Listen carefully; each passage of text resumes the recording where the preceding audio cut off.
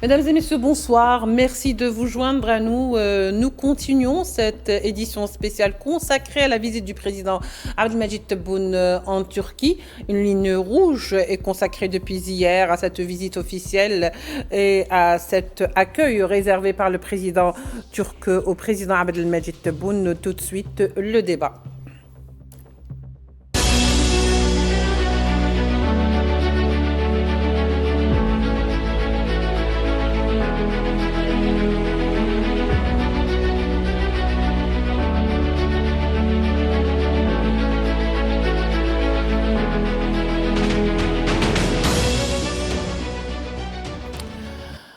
Pour poursuivre le débat et les discussions sur l'importance de la coopération entre les deux pays, Alger et Ankara, nous recevons avec nous tout de suite Yefri Benzarga, analyste des questions politiques, membre du CNA-SPS, qui vient de se joindre à nous. Et nous continuons également avec Arslan Chihawi, expert en géopolitique et membre du Forum économique mondial.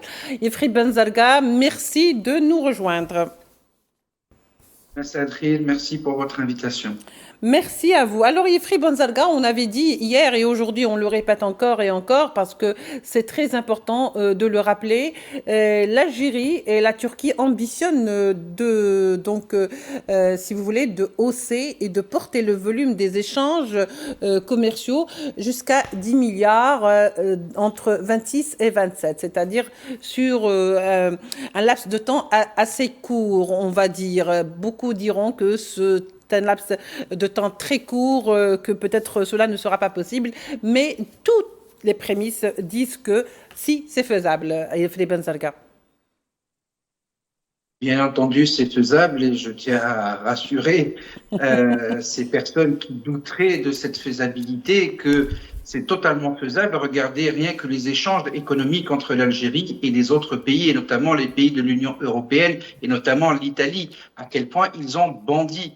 Aujourd'hui, le volet économique avec la Turquie, il avoisine les 5 milliards de dollars d'investissement direct turc en Algérie. Il y a plus de 1500 entreprises turques qui sont installées dans différents secteurs en Algérie, de la sidérurgie au textile, etc.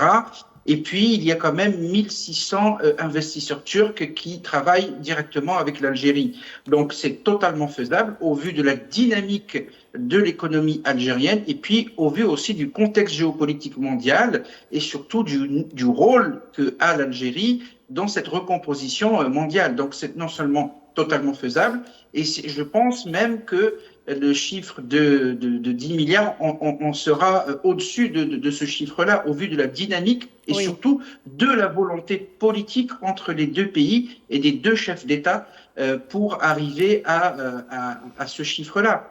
N'oubliez pas, et on l'a vu tout de même lors de cette visite officielle, ce n'est pas une visite d'État, mais elle ressemble à une visite d'État au vu de l'accueil exceptionnel que a réservé le président Erdogan au président Abdelmadjid Tebboune. Donc, je pense que les feux sont ouverts des deux côtés et ce chiffre est non seulement facilement atteignable, et je pense qu'il pourrait même être dépassé. Oui, donc finalement, Arslan Chihawi, rien n'est impossible. De toute façon, les échéances qui ont été donc posées entre 2026 et 2027, on va dire atteindre ou hausser le niveau à 10 milliards, le volume des échanges à 10 milliards de dollars.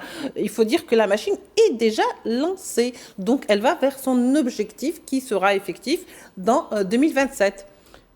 Absolument. En fait, en termes d'objectifs, quand vous fixez un objectif, c'est que vous êtes sûr d'avoir les capacités pour pouvoir les atteindre. Ouais. Vous ne fixez pas des objectifs de manière aléatoire parce qu'on a rêvé la veille et on vient le lendemain matin. Pas, ouais. Donc, absolument. Donc, effectivement, moi, je reste convaincu effectivement que les 10 milliards seront atteints, peut-être dépassés, mais le fait de fixer déjà un objectif à atteindre, c'est très important en termes de relations. Oui. C'est deux entreprises, pour le citer que ça, si deux entreprises s'associent et se fixent un objectif, ils vont l'atteindre et absolument, et ensuite ils vont le dépasser. C'est pareil pour les États. Les deux États se sont fixés un objectif et nous avons les conditions qui le permettent aujourd'hui. Le contexte, bien sûr, comme on l'a dit tout à l'heure dans la première partie de l'émission, toutes les convulsions géopolitiques et toutes les crises font que, je vais dire quelque chose oui, allez-y. Ça me rappelle un dicton qu'un professeur d'économie nous a fait à Berkeley. Les deux pays doivent prendre le train qui rentre en gare. Sinon, ils ne pourront jamais savoir à quel moment le prochain train sera en gare. Et donc, c'est le momentum. C'est maintenant, le timing. C'est le bon timing. Nous sommes dans le bon timing et nous avons tous les deux pays ont des leviers importants, des capacités importantes, qu'elles soient financières, qu'elles soient humaines, qu'elles soient scientifiques également, oui. Qu'elles soient industrielles. Pour pouvoir atteindre les objectifs que les deux pays se sont fixés. Oui, et en plus, ils ont toutes les potentialités requises, comme on pourrait dire, de standards qui pourraient les mener vers ce qu'on appellerait le marché international et qui pourraient faire des pays convoités de part et d'autre du continent. Yefri Benzarga, alors les rapports ou le partenariat entre les deux pays a été qualifié à plusieurs reprises et à maintes occasions de partenariat d'excellence. Peut-on justement, ou pouvez-vous nous dire de quelle manière, à quel moment on en arrive à utiliser ce genre de terme, c'est-à-dire l'excellence de partenariat et de coopération entre deux pays? À quel moment faut-il, à un moment donné, dire voilà ce qui, les relations entre ces deux pays ont atteint, si vous voulez, leur summum? Vous savez, en diplomatie et surtout dans le protocole, le protocole est quelque chose de très réglementé, de très codifié, et chaque millimètre du protocole est scruté, et chaque chose, chaque geste d'un protocole a sa signification. Vous savez, le président Erdogan n'a pas l'habitude de recevoir ses hôtes à l'aéroport. Oui. Le président de la République, Abdülmecit Tebboune, a été reçu au pied de l'avion par le président turc. Donc, ceci n'est pas anodin. Ça démontre l'excellence des relations entre les deux chefs d'État et entre les deux pays, et la relation d'amitié entre les deux chefs d'État. Le fait que le président turc ait reçu le président de la République au pied de l'avion, ça en dit long protocolairement chez les Turcs. Et puis, il faut rappeler que c'est la 3e visite du président de la République en Turquie depuis 2019. Donc, ceci aussi n'est pas anodin. Et aussi, le président turc, il est venu, il me semble, 1 ou 2 fois en Algérie. Donc, si vous voulez, on arrive à ce point d'excellence des relations lorsqu'il y a des échanges de visites, de courtoisie, de travail et d'État entre les chefs d'État. Et aussi, depuis 2019, le nombre d'investisseurs turcs n'a cessé d'augmenter en Algérie et vice-versa. Donc, tout ceci traduit une dynamique politique, une dynamique économique et surtout une convergence de vues entre les deux pays sur un certain nombre de dossiers.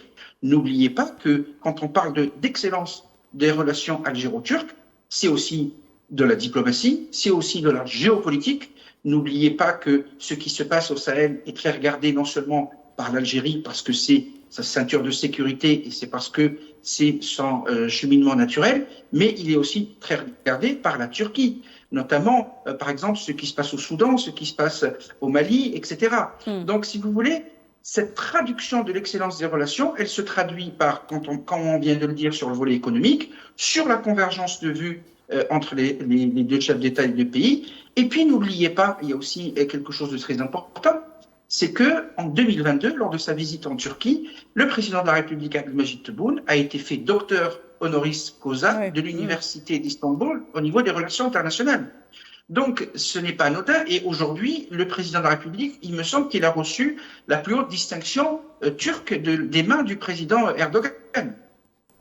Donc, tous les éléments sont ouverts pour traduire cette excellence des relations entre les deux chefs d'État et entre les deux pays. Très bien. Finalement, Aslan Chikhaoui, quelque part, on peut dire que ce ciment économique entre les deux pays contribue beaucoup également à tisser des liens, ou si vous voulez, à faire une toile de confiance entre les deux pays sur le plan politique. Parce que de toute façon, comme on le disait tout à l'heure, ils partagent les mêmes points de vue sur certaines questions, je dirais, de l'actualité, des dossiers très lourds, comme par exemple la question palestinienne, palestinienne, comme par exemple l'agression au Liban, ou même sur la question ukrainienne des fois, souvent. Tout à fait. Et encore une fois, effectivement, rappelons-nous que la Turquie a été, encore une fois, un des premiers pays à proposer, dans le cadre de la crise politico-militaire russo-ukrainienne, ces bons offices. D'accord? Alors, effectivement, ce que je peux dire, c'est que l'Algérie et la Turquie, aujourd'hui, qui partagent cet axe, qui partagent cette aire d'intérêt commun, aire d'intérêt stratégique, la Méditerranée, etc., et leur profondeur mutuelle, ce sont tous les deux acteurs de puissance dans leurs régions respectives. Oui. Et effectivement, tout ça compte pour pouvoir avancer ensemble et renforcer les convergences de points de vue. La convergence de points de vue, je dirais qu'elle n'est pas gratuite. Donc l'aspect économique, l'aspect commercial, l'aspect industriel, ce qu'on disait tout à l'heure, le nearshoring et le friendshoring, permettent de renforcer ce ciment, comme vous l'avez dit, ce ciment des relations qui étaient d'abord amicales, qui étaient fraternelles et qui se sont développées et qui sont arrivées à un niveau de relations, de rapprochement de points de vue entre les deux États et les deux pays. Oui. Oui, très bien. Je reprends quand même ma question. Finalement, aujourd'hui, ce rapprochement économique, et Philippe Benzalga joue beaucoup également dans ce rapprochement politique sur certains points de l'actualité, comme je le disais, y compris donc, par exemple, sur la question palestinienne. Nous savons très bien que les deux pays partagent à peu près les mêmes points de vue quant à une solution, bien sûr, pour les Palestiniens, pour l'agression, par exemple, au Liban, et d'autres questions, pas seulement. Effectivement, l'Algérie et la Turquie partagent un certain nombre de points de vue sur un certain nombre de dossiers. Si vous prenez par exemple, vous venez de le citer, la question palestinienne, c'est clair.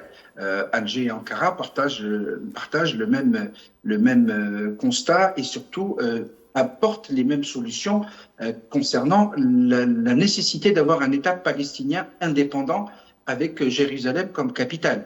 Et puis, concernant aussi d'autres problèmes géopolitiques, Alger et Ankara sont aussi sur la même longueur d'onde. Pourquoi? Parce que, votre invité l'a très bien dit, c'est que la Turquie est une puissance régionale et l'Algérie est une autre puissance régionale. Ce qui se passe dans le sud du bassin méditerranéen et ce qui se passe au niveau du Sahel, rien ne peut être fait sans l'Algérie. Et vice-versa par rapport à la Turquie dans cet axe-là. N'oubliez pas aussi que la Turquie est membre de l'OTAN, mais reste tout de même un pays, entre guillemets, indépendant vis-à-vis de l'OTAN, c'est-à-dire que c'est un pays qui a sa propre autonomie par rapport à la doctrine de l'OTAN. Donc, il n'est pas totalement aligné sur l'OTAN, même s'il en fait partie.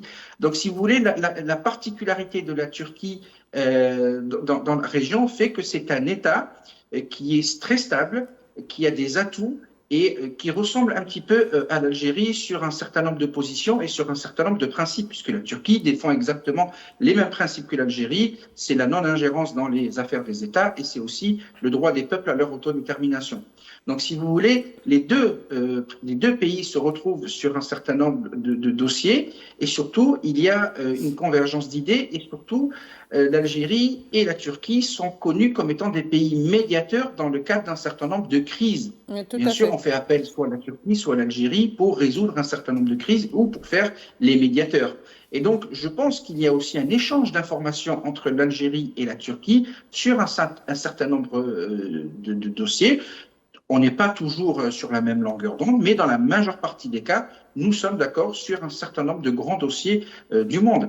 Ce qui fait que, on vient de le dire, il y a un rapprochement économique, un développement des relations économiques, un rapprochement sur la diplomatie et aussi sur le volet politique. Il ne faut jamais oublier le contexte géopolitique dans lequel nous sommes aujourd'hui, qui ne peut pas dissocier l'économique de l'énergétique, du politique et du diplomatique.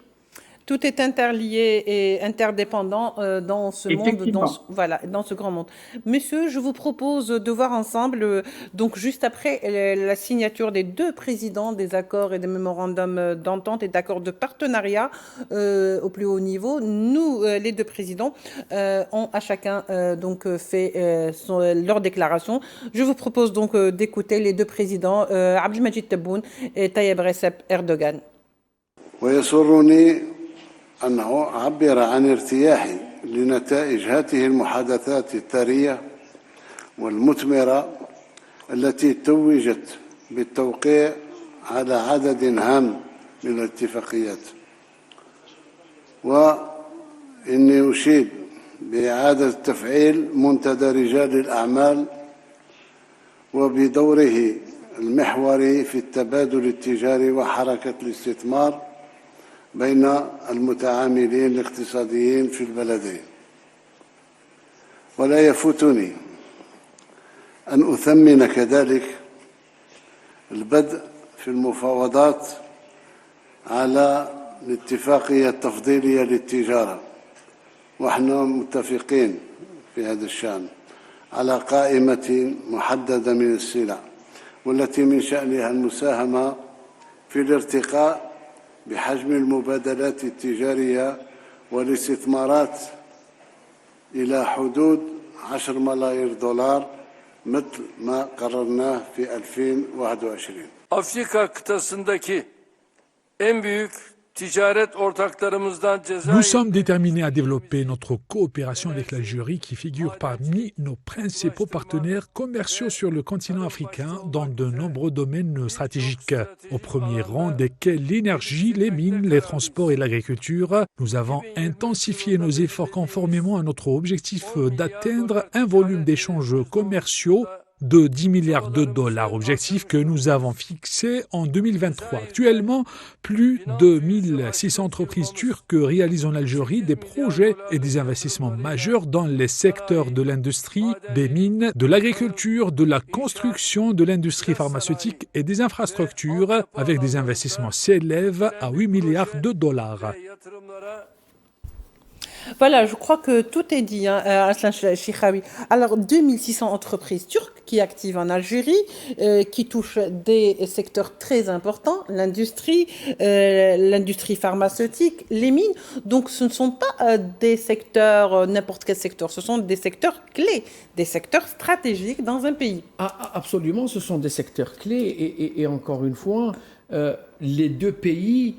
Par cette visite, nous avons entendu le président de la République qui disait redynamiser le forum d'affaires, redynamiser à tout son sens. Insuffler un souffle nouveau. Un souffle nouveau. Pourquoi ? Parce qu'aujourd'hui, ça fait partie de cette diplomatie économique à laquelle tout le monde participe. Alors, quand on parle de diplomatie économique, on a tendance à voir uniquement la diplomatie institutionnelle.